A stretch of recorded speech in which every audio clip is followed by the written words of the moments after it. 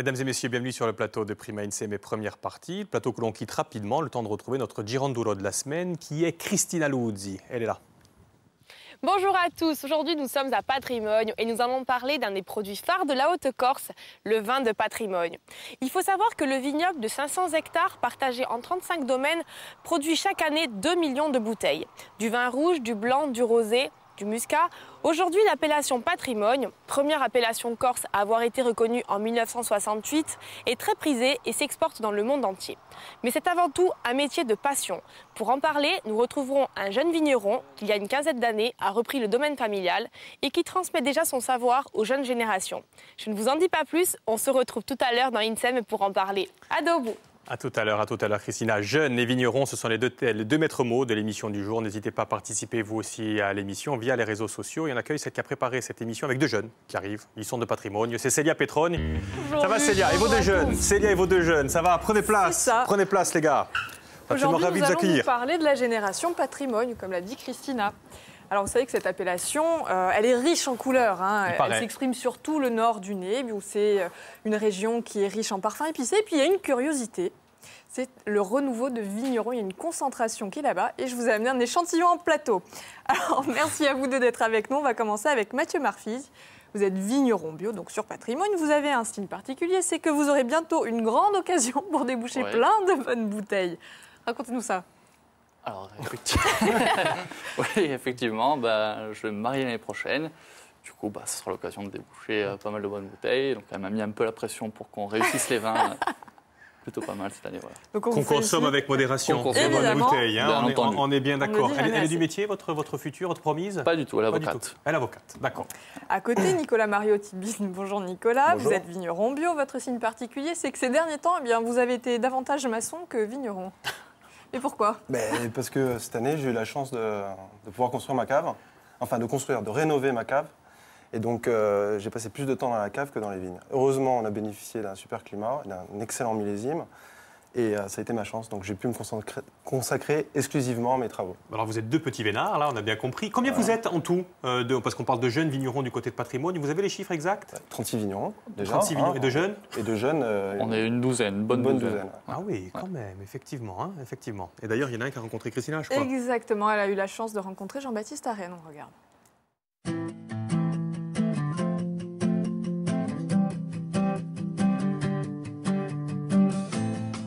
Comme promis, je suis en compagnie de Jean-Baptiste Arène, jeune vigneron à Patrimonio, qui a repris il y a une quinzaine d'années l'exploitation familiale. Jean-Baptiste, bonjour. Bonjour. Vous êtes un jeune vigneron.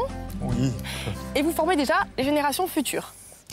Ça nous tient à cœur, à mon frère et à moi, puisque nous sommes rentrés sur le domaine familial il y a une quinzaine d'années, de pouvoir aider aujourd'hui une jeunesse qui a l'aspiration de pouvoir rentrer sur ces terres. On est parti d'autres qui n'ont pas encore de terre et les aider à s'installer en agriculture en général et c'est vrai en viticulture en particulier puisque tout le monde le sait, Patrimonio est connu pour ses vignes. Donc depuis les années 60, notamment à partir de 1968 avec la création de l'AOC, de la première AOC de Corse, c'est vrai qu'il y a une forte dynamique ici autour de la viticulture qui reste toujours le fer de lance et la locomotive de l'agriculture mais pas seulement de l'économie en général dans la micro-région. Et c'est vrai que de pouvoir installer de nouveaux jeunes, c'est très intéressant par rapport déjà à ce tissu économique et pour apporter encore plus de dynamisme à cette micro-région. Alors Jean-Baptiste, c'est bizarre, vous formez quelqu'un qui demain va être votre concurrent direct sur le marché du vin et à Patrimonio en plus. À Patrimonio, les vignerons ne raisonnent pas en concurrent, mais plutôt en collégialité, en amitié. Il y a une grosse entraide entre vignerons, il y a une très très bonne entente entre tous les domaines et tous les vignerons. Donc c'est toujours un message fort d'installer un jeune ici. Déjà, je le disais tout à l'heure, de fraternité, mais au-delà de ça, c'est un geste militant aussi, économique et culturel, de pouvoir démontrer qu'aujourd'hui, en Corse, l'agriculture en général et la viticulture en particulier, au niveau économique, peut être une plus-value pour cette terre. Bien sûr. Ce que je vous propose, c'est qu'on retrouve votre apprenti dans votre cave, qui est en train de faire ce qu'on appelle une prise de densité. Voilà, donc on se retrouve tout à l'heure, Andem. À tout à l'heure, Christina. Alors moi, ce que j'aimerais qu'on fasse, c'est revenir sur vos parcours respectifs. Vous avez des parcours qui sont diamétralement opposés, mais qui sont réunis par une même passion. Nicolas, vous avez fait des études de droit. Et puis vous avez pris un virage à 180 degrés. Oui, si vous me permettez, je vais quand même rebondir sur le sujet qu'on vient de voir. Et j'y suis vraiment très sensible. Parce qu'il y a à peu près 10 ans, je vivais un peu la même expérience chez Arena. Que ce jeune homme, voilà.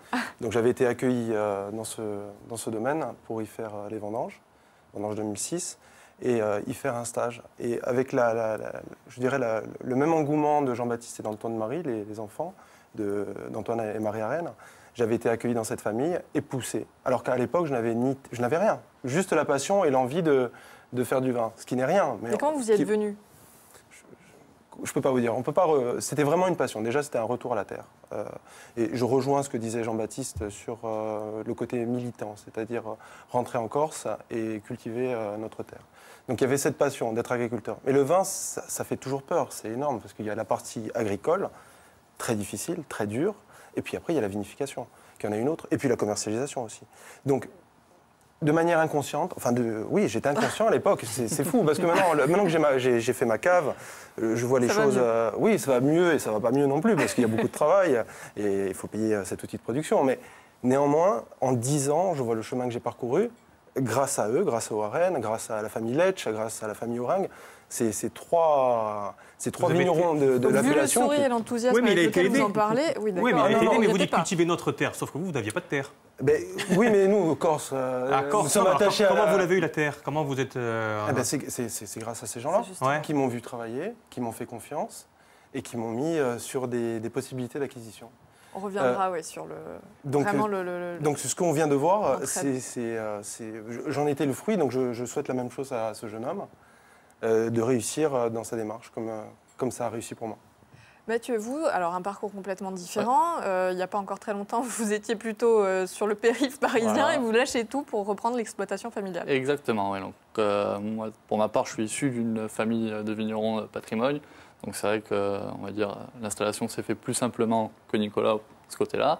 Mais je n'étais pas du tout parti dans cette optique. Je fais des études dans d'autres domaines et je travaillais sur Paris.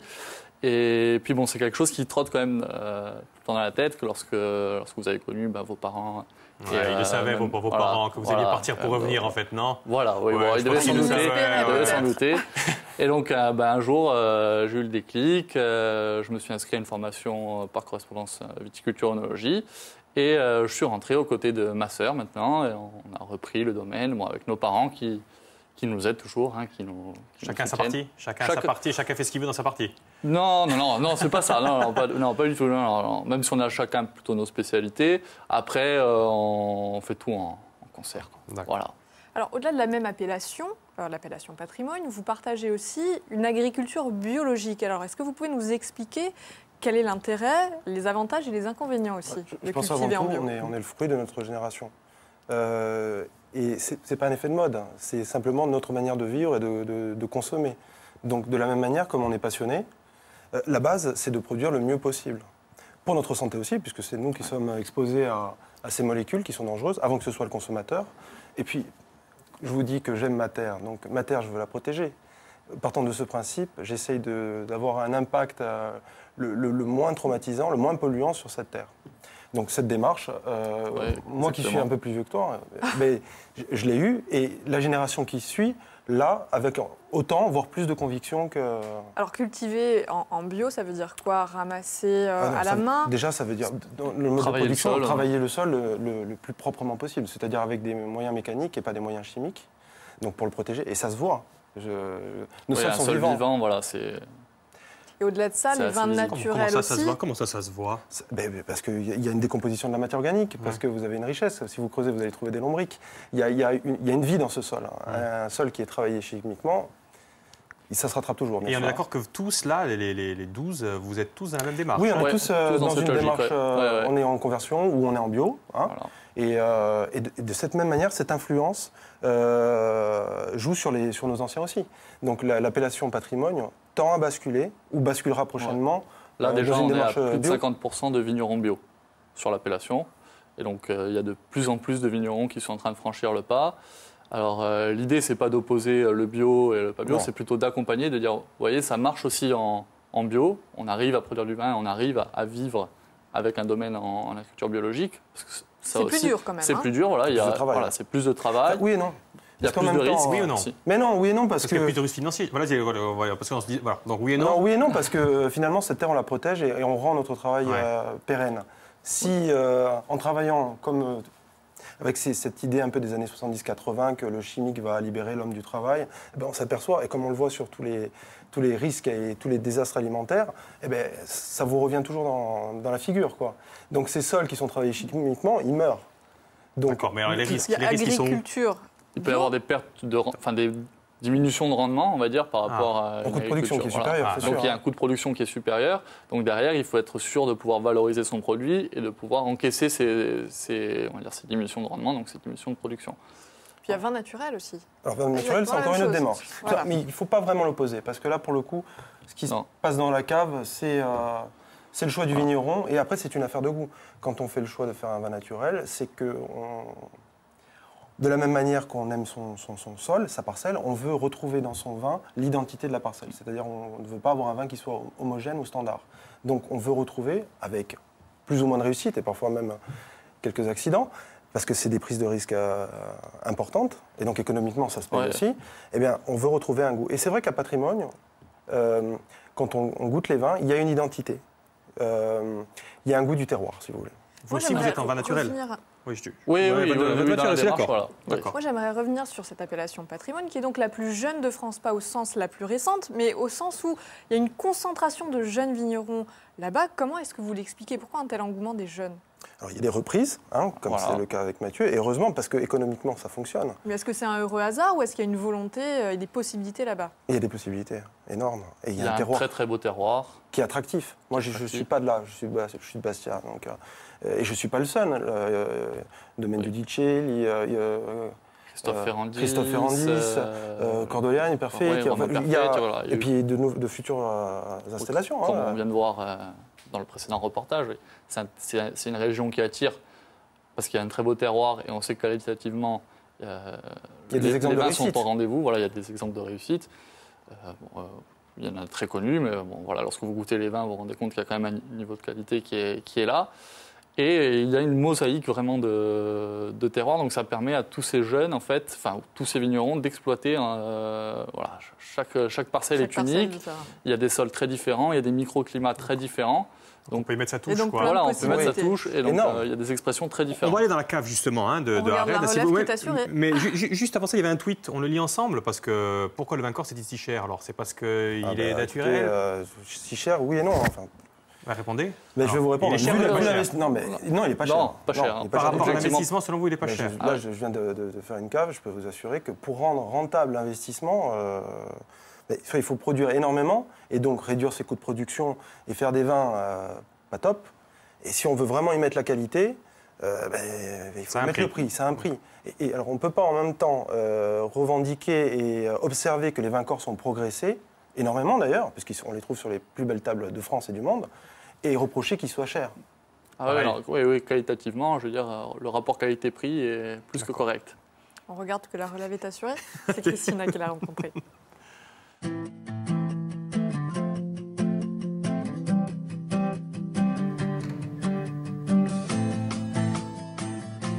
Comme promis, nous nous retrouvons dans la cave du domaine Arène avec Rémi, qui est apprenti dans cette cave. Rémi, bonjour. Bonjour. Vous êtes en BTS viticulture et œnologie, en alternance ici au domaine Arène. Alors, en quoi consiste un petit peu votre formation et votre travail aujourd'hui? Ma formation est de vivre exactement ce que vit un vigneron, travailler dans la vigne, travailler aussi en cave. Donc dans la cave, c'est ce que vous êtes en train de faire. Voilà, vous êtes en train d'effectuer une mesure. Je fais une mesure de densité. Densité, donc là, on relève le milligrammes par litre. D'accord, c'est un muscat. Voilà, sur un muscat, pour voir quand est-ce qu'on peut le muter. D'accord. Voilà, donc là, c'est pas encore bon. D'accord. Ok, donc la prochaine étape La prochaine étape, c'est de muter le muscat en incorporant de l'alcool dedans. D'accord, ok. Au niveau de votre formation, tout ce que vous apprenez à l'école, vous pouvez le mettre en pratique ici? Est-ce que c'est vraiment raccord? Oui et non. La pratique que j'apprends chez Arène, oui, donc j'apprends beaucoup plus en pratique qu'en théorie. Donc l'école, tout ce qui est chiffres sur le soufre, sur autres, ne correspond pas vraiment avec ce qu'on apprend au domaine en fait. D'accord. Justement, Jean-Baptiste, au niveau du soufre, vos vins sont réputés, on peut dire, pour en contenir très très peu. Oui, c'est vrai, très peu ou pas du tout, même si le vin par lui-même en produit. Non, bon, ça c'est une question de philosophie, hein, tout simplement, et de respect déjà de la nature, de ce que nous donne la nature, et de l'être humain qui le consommera derrière, voilà, tout simplement. D'accord. Alors nous, on va se retrouver tout à l'heure avec Rémi, parce que Rémi va s'installer, va planter sa vigne. On se retrouve sur sa future exploitation. Donc Jean-Baptiste, je vous dis au revoir et à bientôt. Et merci de nous avoir accueillis. Dans le bout, Dioula. Dites-moi, vous avez vous aussi un petit apprenti comme ça? Il y en a un de vous deux qui a ou pas? Nous, non. Pour l'instant, nous, on est en train d'apprendre. Voilà, justement, avec ma sœur, on est les apprentis de notre trop jeune père. Pour avoir un apprenti, vous Mais par ça contre, viendra. Nicolas? Oui, moi, cette année, j'ai la chance d'être accompagné déjà dans mon travail par une personne qui fait une formation BTS Vitiono et aussi par une jeune stagiaire qui s'installe à Castres, comme le jeune homme, sur des terres familiales et qui m'épaule dans la vinification. Comme on l'a vu, la prise de densité. Pas de peur de concurrence et on continue. Au contraire. Comment rendre l'appellation forte? En multipliant les installations. Nous sommes petits, 460 hectares, c'est quasiment rien. Rien du tout. C'est rien du tout. Même la production en Corse, par rapport à ce qui se fait sur le continent, c'est encore faible. Donc au contraire, multiplions les talents et allons nous battre sur le continent avec d'autres appellations. Mathieu, on a parlé un petit peu tout à l'heure de l'aire d'appellation patrimoine, qui est une mosaïque géologique et puis climatique. Donc, qu'est-ce qui caractérise ce fameux terroir de patrimoine? Qu'est-ce qui fait la différence? Géologiquement, déjà, on va dire le terroir, le sol le plus connu à patrimoine, c'est le calcaire, c'est les arêtes calcaires et les sols argilo-calcaires, mais c'est pas que ça, patrimoine. Donc ça, c'est vraiment, on va dire, la caractéristique principale des vins de patrimoine. Mais après, à l'intérieur de ces sols calcaires, déjà, vous allez avoir des sous-sols complètement différents. Des fois, ça va être du pur calcaire, des fois, il va y avoir du schiste à l'intérieur. Et puis, justement, il y a le massif d'en face qui est un massif schisteux. Donc, au milieu, il y a tout un mélange entre le schiste, le calcaire, une érosion, en fonction si vous êtes proche ou pas d'un ruisseau, d'un fleuve. Vous allez avoir des sols complètement différents. L'exposition joue énormément aussi. Et la proximité de la mer, c'est béni des dieux. Contrairement à d'autres, c'est un terroir. Un terroir, c'est pas qu'un sol. Voilà, c'est pas qu'un sol. Terroir, c'est un sol, un climat et des hommes aussi. Un cépage et des hommes. Donc le sol, et beaucoup de femmes. Parce qu'il y a beaucoup de femmes. C'est une autre caractéristique. Donc un sol, il est complexe. Il n'y a pas que du calcaire, il y a du schiste, il y a tout ça. Toute forme d'exposition, au nord, à l'est, donc toute forme de maturité. Un climat génial avec une pluviométrie qui nous permet des réserves importantes au printemps, à l'automne. Le calcaire qui est comme une éponge qui va distribuer cette eau tout au long de l'année. Et puis après un cépage qui est vraiment, que ce soit le Nieluch ou le Vermentine, adapté à nos sols. Avec pour le Nieluch des maturités un peu plus lentes, donc qui permet d'obtenir ces vins caractéristiques, épicés, je crois que vous l'avez dit tout à l'heure, corsés, mais plein de fruits. Elle vous a pas invité par hasard, c'est pas... Et le Vermentine, qui fait notre force aussi maintenant, il faut reconnaître qu'on produit des vins blancs à patrimoine. On peut vraiment se faire plaisir. On peut vraiment se faire plaisir quand on est jeune là-dessus, sur ce terrain. Ces deux jeunes passionnés n'élaborent pas que des breuvages. Vous élaborez aussi des stratégies. Il y a l'esprit fraternel et puis il y a le fait que vous avez envie de développer encore l'existant. Et ça peut passer par de l'œnotourisme ou d'autres choses. Exactement. Expliquez-nous. Alors, ça, c'est une dynamique, on va dire, un peu récente, Oui, mais impulsée par nos aînés. Voilà, impulsée par nos aînés déjà avec une démarche qualité qui part de l'AOC, puis de la remise en place de la fête de la Saint-Martin, puis par la création, il y a maintenant début du démarrage du projet de la Maison des Vins il y a une dizaine d'années. Là, nous, on est en train de reprendre le flambeau avec le groupe de jeunes actuellement. Je parlais, il y a une douzaine de jeunes. On se voit régulièrement. Voilà, on fait des réunions. À la fois de travail et puis des dégustations. Des dégustations également, parce que c'est très important. Dans les vignes, on va multiplier ça. D'échanger sur nos vins pour qu'on puisse progresser ensemble.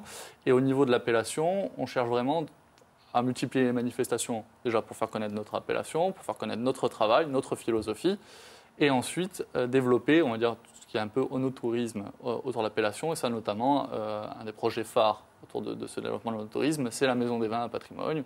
Voilà, qui aura pour but de catalyser vraiment le tourisme. Ça fait des années qu'on en parle de la Maison des Vins. Elle va finir par sortir de terre ou pas, cette Maison des Vins? La dernière fois que vous étiez venu, Nicolas, il y a 4 ans, on en parlait déjà, si je me souviens bien. Non, c'était l'année dernière. C'est un très très grand projet qui prend du temps. Voilà. C'est aux enfants qui le verront. Non, je plaisante. Et même si c'est nos enfants, ça sera bien. Et cette Maison des Vins, en quelques mots, c'est quoi, Nicolas? Non, Mathieu. Cette Maison des Vins, en quelques mots, c'est quoi? C'est censé, donc le site est classé en plus à patrimoine, donc je crois qu'on va en parler un petit peu après. Donc c'est vraiment la porte d'entrée du site, sur l'appellation et sur le site classé, et donc ça doit servir de catalyseur de l'onotourisme dans la région. C'est-à-dire que ça doit drainer du monde sur le vignoble, hors de la période classique estivale de tourisme. Donc c'est un tourisme agricole, une autre sorte de tourisme. Ouais, c'est pour rendre la région vivante tout au long de l'année. Voilà, c'est ça, cette réflexion, c'est ce que disait Jean-Baptiste Arène dans son sujet. C'est pour ça qu'il n'y a pas de concurrence, c'est vraiment, vous êtes des confrères, vous n'êtes pas des concurrents. Il y a une émulation. À l'inverse, s'il n'y avait qu'un seul vigneron à patrimoine, le patrimoine n'existerait pas. Voilà, c'est ça. Plus on est, plus il y a de voix pour porter le drapeau patrimoine. Et mieux c'est pour l'appellation. On a vu les images de Saint-Martin, c'est ça que tu voulais montrer. Il y a une actu, le 11 novembre, la semaine prochaine, vous allez fêter la Saint-Martin, donc comme tous les ans. Expliquez-nous, c'est votre saint patron. Voilà, Saint-Martin, patron du partage. Saint-Martin avait partagé sa cape pour protéger un pauvre. Et donc, dans cet esprit-là, nous remercions Saint-Martin, notre récolte. Donc, nous fêtons le vin nouveau. Et nous partageons le repas et le vin pendant cette occasion. Donc nous offrons du vin et 2 veaux d'Abatucci. À qui veut venir une procession. Oui, bien sûr. C'est la fête du village, mais elle est ouverte. Ah, très bien. C'est super. Le 11 novembre. C'est vraiment la fête du partage. La fête du partage, vous intronisez de nouveaux membres chaque année. Exactement. Alors, cette année seront à l'honneur Yann Le Sgavarek. Ah oui, de la Roya. Exactement, le chef étoilé de la Roya. Et Diane Saligeti. Et puis un coucou, voilà, Diane. Une personne de la culture, une personne de la gastronomie. D'accord. Ce qu'on peut dire aussi de patrimoine, c'est que c'est un site classé depuis un peu plus d'1 an, donc c'est mis en application aujourd'hui. La Conca d'Or est inscrite à l'inventaire national des sites. Voilà, donc sur les 4500 hectares qui sont classés, on peut voir qu'au milieu, on a les vignes. Donc c'est à peu près 400 hectares, un peu moins de 400 hectares qui sont classés. Quel est l'avantage pour vous, en tant que vigneron, d'avoir des vignes qui sont sur un site inscrit ? L'avantage, excuse-moi. Si. Non, l'avantage, moi je le vois, c'est déjà préserver la protection. Oui, c'est la protection dans un premier temps de ce magnifique panorama dans lequel nous travaillons. Protection, spéculation immobilière, préservation. Tout à fait, oui, bien sûr. Il faut figer, c'est un grand mot, mais... Figer. C'est pas dit tant que ça, figer, parce qu'on va regarder le reportage, et justement, je vais vous demander de réagir. Justement, on va rejoindre Christina, si vous le voulez bien, tout de suite. E déjà allora di déjà bene di siamo qui à l'intérieur di l'antique di Rémi. Rémi, par qui siamo qui? On est là parce que je compte m'installer ici sur les terres familiales qui ont déjà été cultivées par les Romains il y a à peu près 2000 ans, où on retrouve encore aujourd'hui des vestiges de la villa romaine au Salone et au-dessus. D'accord. Donc là, vous comptez planter quand? Je compte planter dans les mois qui suivent pour pouvoir espérer une récolte dans les 3 ans à venir. D'accord. Vous vouliez remercier des gens, je crois. Oui, donc au Mozzi, au Antoine, et Mozzi, et au Magougine, au Laurent, pour m'avoir permis d'avoir cette terre. Et vous installer ici. Bon, mais le rendez-vous est pris. On se retrouve dans 3 ans ici. Et nous, on se retrouve demain pour de nouvelles aventures. Ok, Christina. Donc là, Rémi, il va faire pousser une nouvelle vigne. On peut faire protéger, donc n'importe qui peut venir faire pousser de nouvelles vignes à patrimoine. C'est comme ça que ça se passe? Ce sont des terres agricoles. Ils ont vocation à ce qu'on plante de la vigne. Luc. Parce qu'on peut planter de la vigne sur n'importe quelle terre agricole aujourd'hui, ça se passe comme ça? Si elle peut l'accueillir, si elle peut recevoir la vigne, techniquement, oui, bien sûr. Il faut obtenir des droits de plantation. Voilà, parce que regardez, il y a un tweet. Là, j'ai un terrain en village, je peux y planter des vignes et faire mon vin dans combien de temps? Tiens, il nous demande là, Kili Manjaro. S'il veut mettre 4 ou 5 pieds de vigne, il peut le faire quand il veut. Je pense qu'il n'y aura pas de souci. Les douanes ne vont pas s'attaquer à lui. Mais dans une activité agricole, une exploitation agricole, il faut être jeune agriculteur ou se déclarer comme exploitant agricole, bénéficier d'autorisation de plantation et à partir de là, planter et produire. Oui. D'accord. Oui. Après, ça met 3 à 4 ans. 3 à 4 ans. Et pour avoir, alors on n'a pas le droit de dire le terme, mais on peut le dire, du bon vin, parce que vous avez commencé par faire directement du bon vin, ou il y a eu un vin en recherche? Non, j'ai eu la chance de bénéficier de près de vignes anciennes. Donc tout de suite, la qualité était au rendez-vous. Mais si vous êtes sur des grands terroirs, si vous avez la chance d'être sur des grands terroirs, il n'y a pas de raison. Dès la première récolte, vous pouvez faire de très belles choses. Vous apprêtez... Vas-y. Oui, non, l'âge des vignes n'est pas un prérequis à faire du bon vin. Voilà. Vous pouvez faire du bon vin dès Et Nicolas, donc on va revenir un petit peu sur ce parcours. Justement, on vous a prêté des vignes. Oui, moi je l'entends dans ce sens. En réalité, non, c'est une location. Ce sont des anciens. C'est une location, mais le domaine, Henri et sa femme, connaissant mon envie de m'installer, m'ont mis le pied à l'étrier en me louant, en me prêtant, parce que les clauses du contrat étaient tellement à mon avantage qu'on peut dire qu'ils m'ont prêté des vignes, et encore maintenant, je les ai. tout de suite. Ce qui m'a permis, ayant des vignes en production, de m'installer et de pouvoir faire l'acquisition d'autres terrains. Voilà, c'était le coup de pouce qui m'a permis d'être ce que je suis. Ils ont fait de moi un vigneron. Moi, j'aimerais revenir sur le fait que le site soit inscrit aujourd'hui. Donc, préservation, on l'a bien compris, mais en même temps, une fréquentation touristique qui va exploser, puisque généralement, les sites qui sont inscrits en France ont une augmentation de fréquentation d'à peu près 22%. Donc, ça va quand même générer du passage et ça devient intéressant pour les jeunes vignerons que vous êtes. Oui. Commercialement, oui, c'est sûr. Alors après, il faut que cette fréquentation elle soit bien gérée. Voilà, la Maison des Vins, on en parlait tout à l'heure, mais voilà, c'est vraiment lié au classement du site. La Maison des Vins doit servir de gestion du site. C'est-à-dire que les gens qui arrivent sur le site, ils arrivent à la Maison des Vins et ensuite ils sont aiguillés pour être répartis sur le site chez les vignerons, mais pas que. Ou dans les vignes. Voilà, dans les vignes, voilà, pour découvrir on va dire, le site. Mais après, ils sont renvoyés vers chez tous les artisans, agriculteurs et vignerons. Oui, parce que ça ne concerne pas que les vignerons. Voilà. Potiers... oui, tous les artisans, couteliers, ça va faire vivre tout notre Et ensuite, bon, ça fait même les professionnels du tourisme, de manière générale. Oui, mais s'il y a beaucoup de touristes, c'est pas dangereux, justement, puisque vous dites vous, mais qu'il n'est pas extensible, ce domaine. Non, vous craignez pas ça? C'est-à-dire? Je ne sais pas qu'il y a de plus en plus de monde qui viennent. Non, on n'en est pas là. Non, c'est pas une tour Eiffel non plus. Hein. Moi, j'ai pas encore vu cette Maison des Vins. Je ne sais pas à quoi va ressembler la Maison des Vins. Elle est belle. Elle existe. La Maison des Vins existe. C'est le contenu qui est en train d'être déterminé. C'est prévu pour l'année prochaine. Le bâtiment en tout cas, voilà. Si on vous a donné envie, vous pouvez avoir plus d'informations sur le site www.vin-de-corse.com, donc vin au pluriel. Et on peut retrouver l'ensemble des vins, et en l'occurrence ceux de patrimoine. Et une dernière petite actu, je crois, il y a un trail aussi qui va être organisé dans les vignes. Oui, c'est première édition l'année dernière, la deuxième édition cette année en mars. En mars. Voilà. On verra tout le monde aussi là. Alors, tous les vignerons courent. Oui, on va courir. On les fait courir et après on déguste. Voilà. Et on rappelle que c'est à consommer, l'alcool est à consommer avec modération. Merci infiniment, messieurs. Vous restez quand même en backstage pour regarder la fin de l'émission, parce que vous allez voir dans la dernière partie de l'émission, on va recevoir les rencontres musicales de Méditerranée. Il y a à peu près 150 musiciens qui se baladent du nord au sud de la Corse. Et il y en a 3, 4 qui sont là sur le plateau, dont des Vénézuéliens. Et ce jeune homme là qui est monégasque, qui va venir nous faire quelques petits accords de guitare. Donc c'est dans quelques petites minutes. Merci Célia. Kevin, oui. Kevin, ah oui, tu as retenu son prénom et tout. Allez, à tout de suite.